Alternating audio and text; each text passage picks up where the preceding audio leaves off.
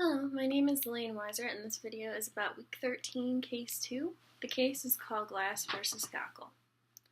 SOS stands for Save Our Shoreline, which is a group of lakeside property owners. An easement is a legal permission to use private property. An example might be when a company wants to put cell phone tower or lines on someone's property, they can obtain an easement in order to do this legally. Here is a summary and basic facts of the case. The Supreme Court ruled in Glass v. Gockel that the public trust doctrine applies to Lake Michigan shoreline and other Great Lakes shorelines just as it applies to the ocean shoreline. This means that by the doctrine, the public has the right to walk along the shorelines of these bodies of water to hunt, fish, navigate, etc. In a 5 out of 7 Supreme Court ruling, the justices determined that the doctrine extends up to the ordinary high water mark.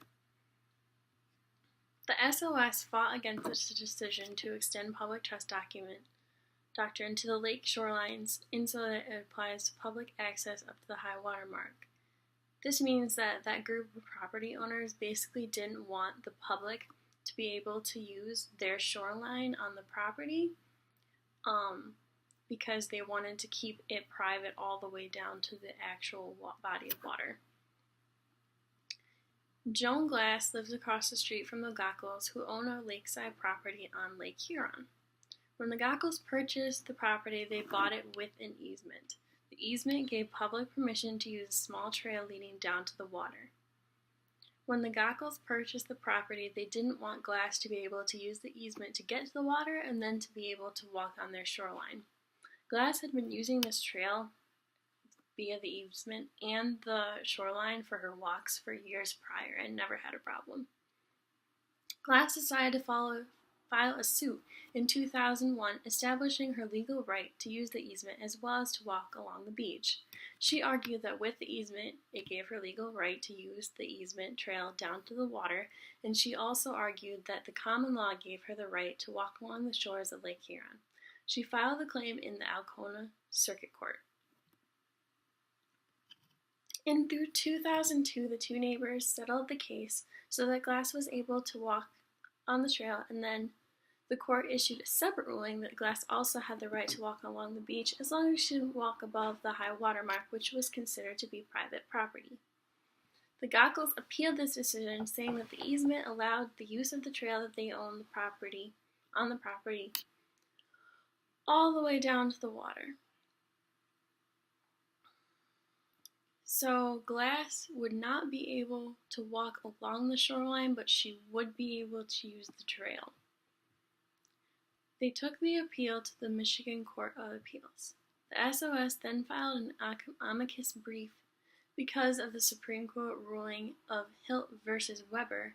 The Gockels were correct in their ownership of the entire property up to the water itself. Hilt v. Weber had ruled that the shores down to the water's edge was considered to be private property. So on the basis of that case, the SOS filed an appeal claim.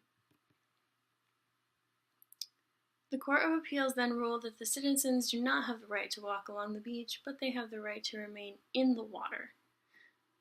They said the property rights gave the owners any land that was dry on their deed.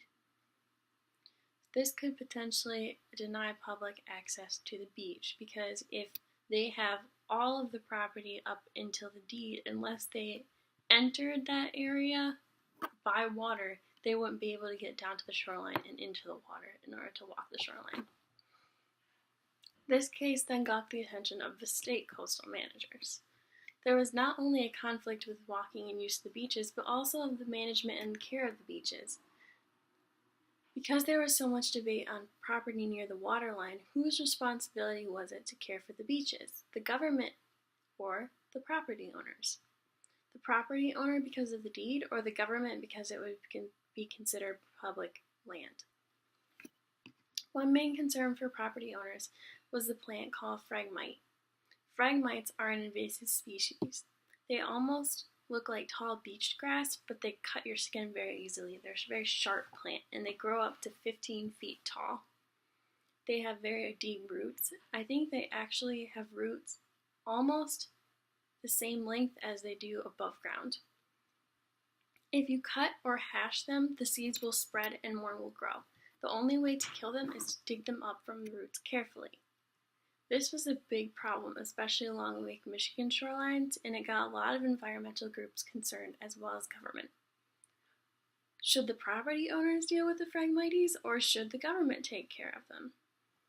Finally, in July 2005, the Michigan Supreme Court ruled that although property owners are able to keep their full rights of property ownership, these rights are indeed subject to the public trust doctrine.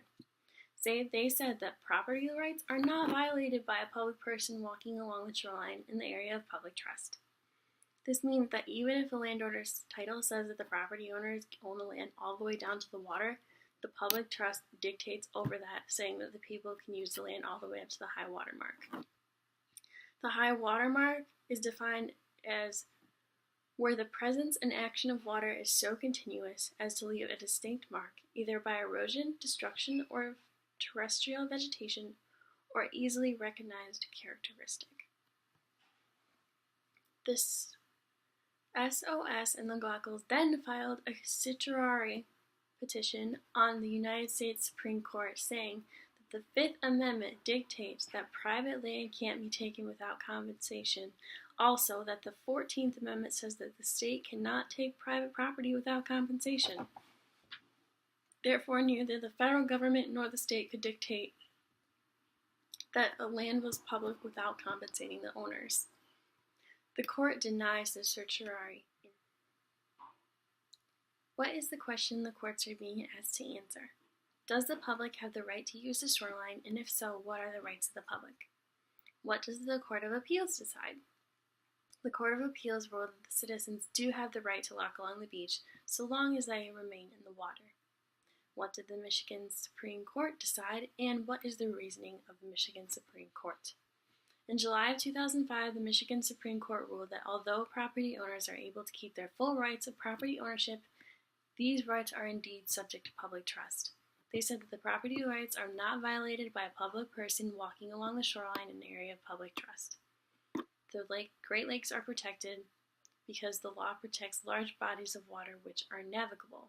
This means that even if a landowner's title says the property owners own the land all the way up to the water, the public trust dictates that the public can use land all the way up to the high water mark.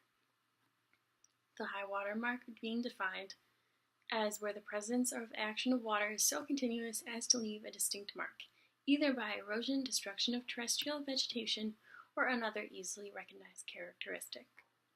What does it mean to you as a Michigan citizen? As a Michigan citizen, this means that as long as I stay below the high water mark, I can walk along the shoreline of any Michigan lake and any shoreline of the oceans, including the shorelines that are next to private property. So this means that if I'm taking a walk on the beach and next to the beach is private property, I can continue to walk along the shoreline of the lake so long as I don't go above the high water mark. Is this a real property case or is this a personal property case? This is a case about real property because the beach and the water are permanently affixed to the earth. This means you can't just take the beach and the water and move them to another place. Is this a taking of property value by a court or a citizen's right that the property owner has a right to restrict or never truly belong to the property owner on the lake? I think that because of public trust doctrine, the owners of the property never really own the property all the way down to the water's edge, which means it's not a taking of their property because it was public all along. And that concludes our case. Hope you have a good week. I'll see you on Monday.